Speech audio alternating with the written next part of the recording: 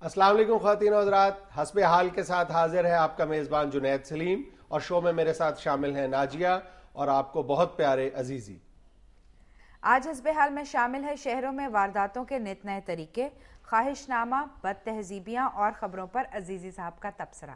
مگر سب سے پہلے ہم بات کریں گے حج سکیم میں ہونے والی کرپشن پر۔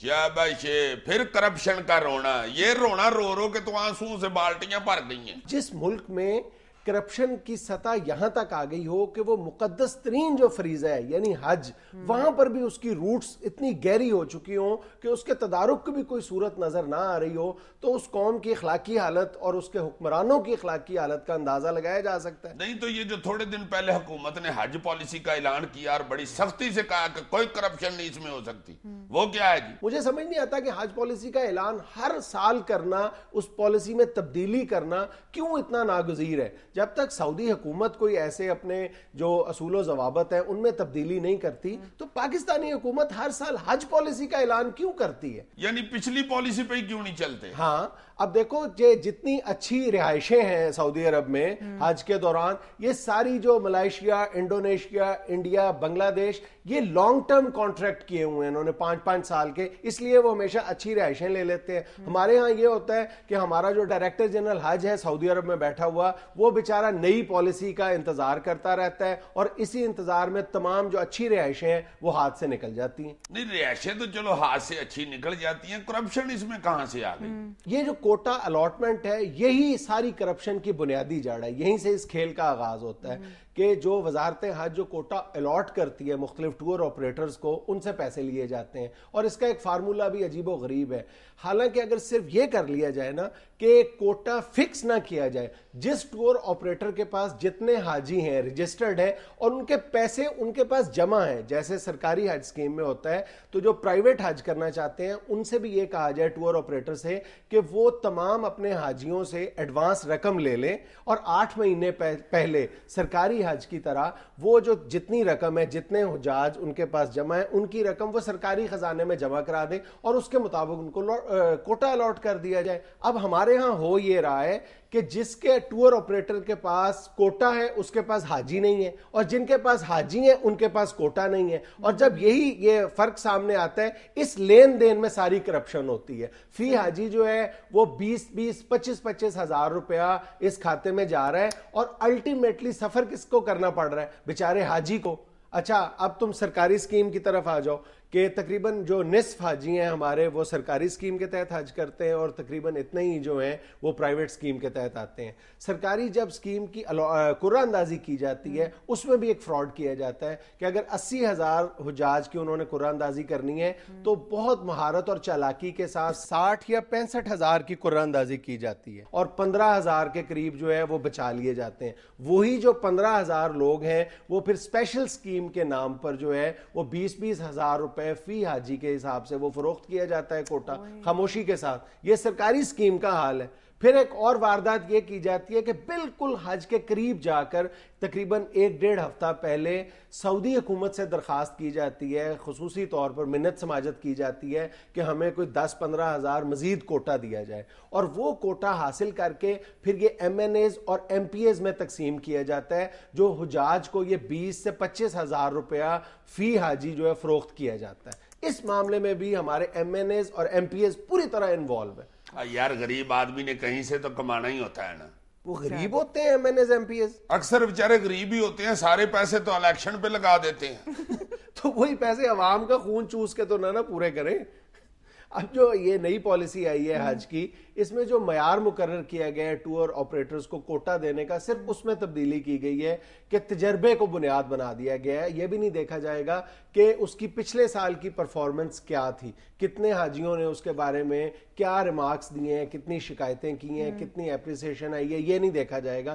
صرف یہ دیکھا جائے گا کہ کون کتنا زیادہ تجربہ رکھتا ہے، اور اسی بنیاد پر اس دفعہ جو ہے وہ ٹور آپریٹرز بیچارے جو بہت پریشان ہیں کہ کسی کا جو پچھلے سال کا کوٹا تھا وہ اگر 1200 کا تھا تو وہ آدھا کر دیا گیا ہے، اور کسی کا جو آدھا تھا اس کو دگنا کر دیا گیا ہے. اس لیے ان میں بہت بے چینی پائی جا رہی ہے، اور ابھی تک یہ حج پالیسی میں تاخیر کی وجہ سے جو ہے مسائل جو ہیں وہ ابھی تک جوں کے توں ہی پڑے ہوئے ہیں. تو سر اس مسئلے کا کوئی نوٹس نہیں لے رہا؟ جو نوٹس لے سکتے ہیں یا جن کا فرض ہے نوٹس لینا ان کی بھی سن لو کہ وزارت حج کی جو اعلیٰ ترین شخصیت ہے اس کے بارے میں یہ کہا جاتا ہے کہ 2 سال پہلے انہوں نے ٹور آپریٹرز کے اجلاس میں صاف صاف لفظوں میں کہا تھا کہ مجھے آپ لوگوں سے رشوت اس لیے لینا ہے کہ مجھے 25 کروڑ روپے اوپر دینے ہیں، اور وہ مجھے آپ سے ہی لینی. اور یہی جو اعلیٰ ترین شخصیت جن کا میں ذکر کر رہا ہوں، انہوں نے اپنے سالے کو جو فارماسیوٹیکل کمپنی میں ملازم تھا اس کو اس کی ملازمت چھڑوا کر اپنے ساتھ اپنے فرنٹ مین کے طور پہ رکھ لیا ہے. پہلے تو 1 سال تو انہوں نے ٹور آپریٹر سے پیسے اکٹھے کیے ہیں، پھر جب یہ دیکھا ہے کہ یہ تو بہت منفعت بخش کاروبار ہے تو پھر اب اسی سالے کو سعودی عرب بھجوا دیا ہے جو سرکاری رہائش گاہوں کی خریداری ہے کہ وہاں پہ جا کے تم کمیشن لو. اور اس لوٹ مار میں پی آئی اے بھی کسی سے پیچھے نہیں ہے. اتنے مقدس فریضے کی انجام دہی کے لیے ان کو ایک طرح سے لوگوں کو سبسیڈائز کرنا چاہیے. اب بجائے سبسڈی دینے کے وہ بڑے فخر کے ساتھ یہ اعلان کرتے ہیں کہ ہم نے پورے سال کا اپنا خسارہ حج فلائٹوں سے پورا کرنا ہے، یعنی اتنا منافع کمانا ہے. اور اس منافع کمانے کی لگن میں اس حد تک آگے چلے جاتے ہیں کہ وہ جگہ جگہ پہ انہوں نے رشوت کے بازار خود سجا دیے ہیں.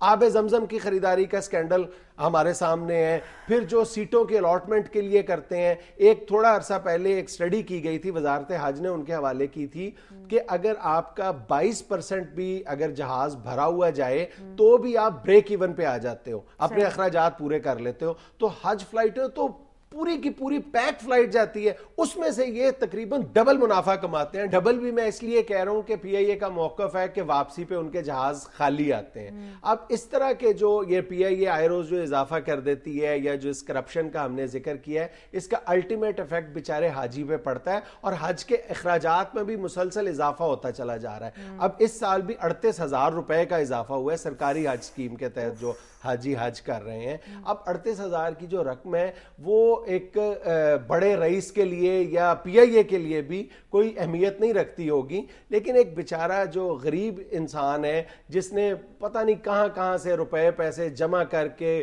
زیور بیچ کے بیوی کا، بعض کیسز میں تو اپنے گھر تک بیچ کے اپنی زندگی کی یہ سب سے بڑی سعادت حاصل کرنے کی کوشش کر رہا ہے بیچارہ، اس کے لیے یہ رقم جب اس کو اچانک پتہ چلا کہ اس کے اخراجات میں 38,000 روپے کا اضافہ کر دیا گیا ہے تو اس بیچارے کے تو فلوس نکل جاتا ہے یار. اور اس موضوع کا انتخاب بھی آج میں نے اسی لیے کیا تھا کہ مجھے اپنے ایک ویور کی میل موصول ہوئی تھی جو ایک ہیڈ کانسٹیبل ہے، اور اس نے مجھے لکھا ہے کہ میں نے یہ منت مانگی تھی کہ اگر ریٹائرمنٹ تک میں رشوت سے بچا رہا تو میں حج کروں گا. اب اس مقصد کے لیے میں نے 2 لاکھ روپے نہ جانے کیسے کیسے جمع کیے تھے، اور اچانک مجھے پتا چلا ہے کہ 38,000 روپے اخراجات میں اضافہ کر دیا گیا ہے. تو مجھے یہ اپنا خواب پورا ہوتا ہوا نظر نہیں آ رہا. یار تم تو وہ اس بیچارے والدار کی سٹوری سنا رہے ہو، میرے دوست نہیں ہیں وہ بھانڈ جو ہیں چھانا اور مانا، ان بیچاروں نے بھی اس دفعہ بنایا ہوا تھا منصوبہ حج کرنے کا. اس دن وہ مجھے ملے ہیں یار، وہ تو شروع ہی ہو گئے. اے عزیزی تمہیں لئے مولا نام مرادہ، اینک لگا کے اتر جیپ جیسا منہ بنا کے بیٹھ جاتے ہو شو میں، بڑی باتیں کرتے ہو. یہ جو 38,000 بڑھ گیا حج کا، یہ کس نے بتانا ہے؟ شوخیا 1-1 روپیہ کٹھا کر کے ہم نے حج کے لیے پیسے جوڑے تھے. تمہیں کیا پتا ہو لاڑے کے پالد کے تکے کھا کھا کے ہائے ہائے ہائے ہائے یہ تمہیں ایک جنج مانگنی پڑ جائے، اللہ جانتا ہے تمہارا منہ اٹھنی کے بچے جیسا ہو جائے. عزیزی 38,000 روپیہ بڑھ گیا ہے، اور مریض کا کوئی پروگرام میں ذکر ہی نہیں کر رہے. ادھر بڑے گیلس لگا کے پنکچول کھچر لگ رہے ہوتے ہو، اور ساتھ وہ جو بیٹھا ہوتا ہے پا جنید، بڑا اس کا چھوٹی ننان جیسا منہ ہے، اور وہ جو ساتھ بیٹھی ہاسری ہوتی ہے 12 کلو دہی کا کنڈا. ہائے مرو 38,000 بڑھ گیا ہے، اس کا ذکر ہی نہیں کیا تم لوگوں نے.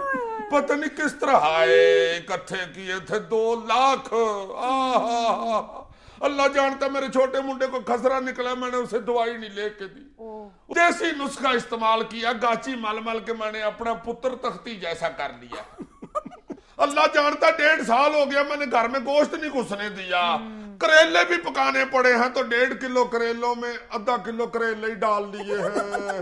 ہائے सादे करेले तो हांडी में ऐसे ही होते हैं जैसे असेंबली में जाली डिग्रियों वाले मेंबर है। सिर्फ 2 लाख इकट्ठा करने के लिए ये गैर कानूनी करेले भी पकाए हैं। हाय हाय, हर गरीब ऐसे ही चीख रहा है बेचारा। हाय हाय, चीखें क्यों ना, हज के चाव में कितने कितने दिन रोटी नहीं खाई, पानी पी पी के गुजारा किया है। अल्लाह जानता है, मैंने तो एक दिन हमसायों का दरवाजा खड़का के कहा, भाई जी हाय एक रोटी देना जनाब, गले में पानी फंस गया। नाज़रीन, यहाँ हम लेते हैं एक छोटी सी ब्रेक, हमारे साथ रहिएगा। वो भी ऐसा नाम मुराद था, कहता रोटी कोई नहीं है, ये बांस ले जाओ डक्का खोलने के लिए।